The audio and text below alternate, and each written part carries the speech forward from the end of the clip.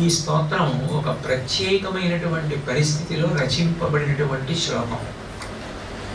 మీకు అందరికీ తెలుసు, నడిచే దేవుడు అని పేరు.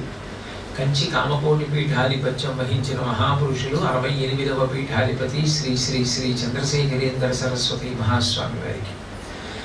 అటువంటి మహాపురుషుల దగ్గరికి ఒకప్పుడు కొంతమంది వెళ్ళి వివాహం కానప్పుడు చాలా ఇబ్బందులు పడవలసి ఉంటుంది. గృహస్థాశ్రమం చాలా ప్రధానమైన ఆశ్రమం కదా, గృహస్థాశ్రమ ప్రవేశం చెయ్యాలి అని అనుకున్న వాళ్ళకి యోగ్యమైన సంబంధాలు రాకపోతే వాళ్ళు చాలా ఇబ్బందులు పడుతూ ఉంటారు. అందుకని మీరు దయచేసి దీనికి పరిష్కారంగా మాకు ఏదైనా స్తోత్రం ఇప్పించవలసింది అని అడిగితే మహాస్వామి వారు అప్పటికప్పుడు చెప్పినటువంటి స్తోత్రం ఇది.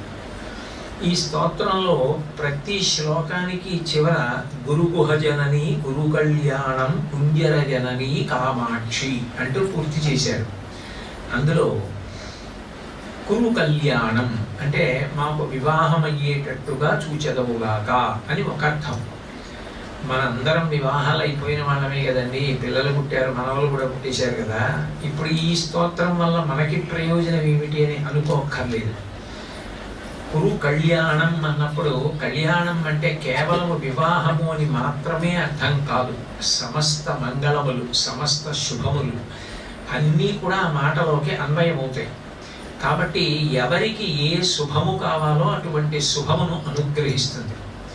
ఈ స్తోత్రం గురించి చెప్తూ స్వామివారే ఒకప్పుడు ఒక మాట చెప్పారు.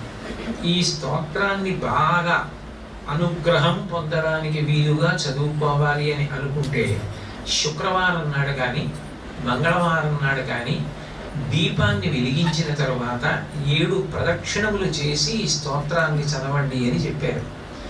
కాబట్టి ఇది సాక్షాత్తుగా మహాస్వామి వారి నోటి వెంట వచ్చినటువంటి మాటలే కనుక ఆ దీపం వెలిగించడానికి, దీపానికి 7 ప్రదక్షిణాలు చేసిన తరువాత ఈ స్తోత్రం చదవడానికి ఎనలేని ప్రాముఖ్యత ఉంది.